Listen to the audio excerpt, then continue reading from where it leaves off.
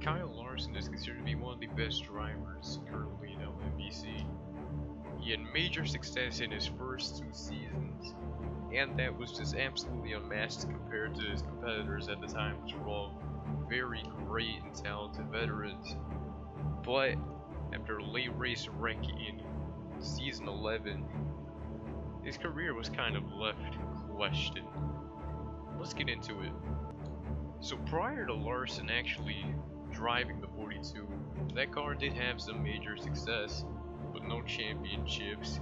Still no championships, but it wasn't able to win as much as it was able to win when Larson took over. Season 10 was Kyle Larson's debut season, which he ended up winning 3 races that season. His first came in race 13 after winning over Brad Keselowski. Race 14, Brad Keselowski would actually win over him. In race 15, he actually beat Jesus, aka the driver to 7, for the longest time, in one of the closest finishes the series has ever seen, which eliminated her from playoff contention, which was one of only a few playoff DNFs for her. And anyway, go back to back in season 10, winning the All-Star race. So season 11 looked like it was going to be Larson's breakout season, and it was.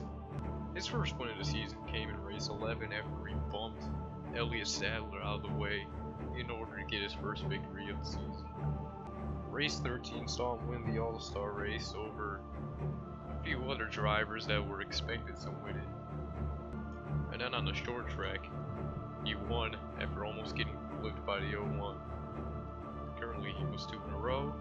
Then he proceeded to win on the short tracks again after almost getting killed by the 0-0. Then he proceeded to win over Marcos Ambrose again at the short tracks. He was 4 in a row at this point. And then he went 5 in a row and beat Elliott Sadler in the closest finish ever in the series. So it seemed like Larson was the favorite to win the championship. And in fact he was, but an accident changed the course of the playoffs for him. It all started when the 01, the 22, and the 00 went 3 wide on the speedways. The 01 was a slightly slower car than the other 2, so it caused a big accident involving the 0-0, which was one of the actual playoff drivers trying to race for a spot in the championship. So the 00 ended up flipping, and the 01 managed to keep going at a very high speed. And unfortunately, Larson was just a parked car. He already ran his lap. And then the 01 just rammed right into him, which caused Larson to just fly up the track, tumble, and slam into the wall. This accident basically just ended Larson's playoff hopes and his championship hopes. Even though a substitute driver was brought out, and the sub driver was actually able to put him in the championship 6. Without Larson, the car was way worse and ended up losing the title. This accident was apparently, a lot of people thought that it was going to kill Larson, which it probably should have, but thankfully for him, he was able to recover and race again in season 12. Unfortunately for season 12, Larson ended up going winless. Or no, he won 1 race. Larson won 1 race in season 12, which was race 11. But it was at this point where people were starting to question his career.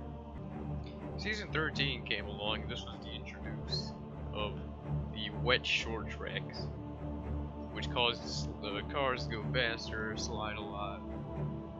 And Larson ended up booting the 6 into the wall to win his first race, which technically wasn't a race, it was Daytona Duels. But then he came back and absolutely beat the 13 to the line in a race where they both spun coming to the line, meaning that Larson ended up winning the race. As we're still progressing in race 13, season 13, oh my god.